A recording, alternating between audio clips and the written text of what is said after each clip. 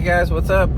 Welcome back here to another edition of the Fishing Teacher, and I much appreciate you guys checking the video out. I'm just driving up to Lake of the Ozarks right now. I got a BFL tournament starting tomorrow there. Got to practice today for that, and it's going to give me a chance to talk about today's video, guys.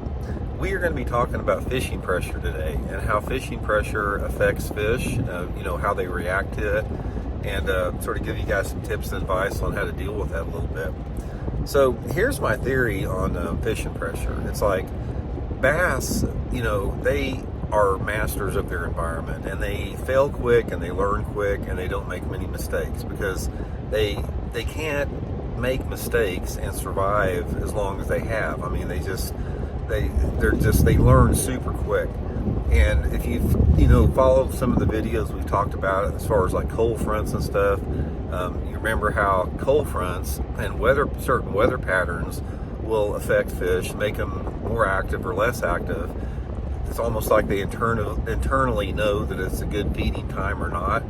So that's something that they've learned and evolved over millennia. Now it's sort of like the same deal with fishing pressure. Now here's one thing you have to consider. Like for the past 50 years or so, and even more now than ever, think about it, when a bass is hatched out and it's a little bitty tiny bass fry, from the very time that little bass is hatched out, it hears noise associated from people fishing. It hears outboard motor noise, it hears trolling motor noise, it hears pings off your electronics on your boat, it hears just people on the water, and they don't know any different. As far as a bass is concerned, that is completely part of their environment, just like cold fronts coming through or floods or droughts or whatever like that. It's part of their environment.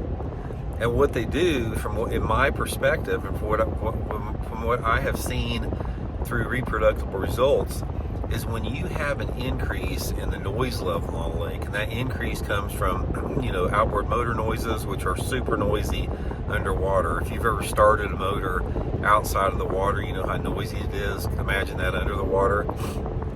Trolling motors buzzing around, all that type of stuff.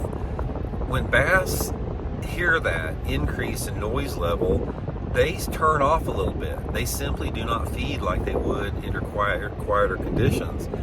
Now, one of the things that most people know that have fished a lot, including myself, is that if you go to your favorite lake fishing on Wednesday, the fishing generally is better during the middle of the week than it is, say, if you go on a Saturday, because there's not as many people on the lake. And the bass, they respond to that and they react to that, and they feed more actively on those times that you have lower noise levels. So yes, fishing pressure has a tremendous impact on how aggressive the fish are. So a couple different things you can do about this to sort of get around it. Number one, try to go fishing during the week if you can. I know a lot of people can't get off work and you got to go on the weekend, but if you can fish during the week, you're probably going to experience better fishing overall. The second to that is when you're fishing on the weekend and it's busy, just try to do your part to try to be as quiet as you can immediately around the fish. Now, one of the things you can do like this is turn your big motor off, like well away from the cover that you want to fish. Keep your trolling motor dialed down where it's not like on a high speed. Every time you turn it on, it makes a constant whirl. Also, one thing that I've heard about in some bass studies is that bass, they're not as bothered by trolling motor noise if that noise stays on all the time. But it's the thing that it's like the constant on and off is what sort of spooks them. So if you dial your trolling motor speed back a little bit, sometimes you can stay on that trolling motor longer without having to take your foot off of it. So try to be quiet with your trolling motor. And also, if you're fishing shallow water, where you don't need your electronics, turn your electronics off. I mean, if you're fishing, visible cover, stuff like that, where you don't need to know how deep it is, just turn those electronics off, and that'll even reduce the noise level even further. So anyway, guys, that's just a few things about it. Just realize the bass are smarter than what a lot of people give them credit. They react to their environment. They're masters of their environment. And fishing pressure is just another one of those variables that they consider before feeding or not. So hope it helps out. We'll talk later.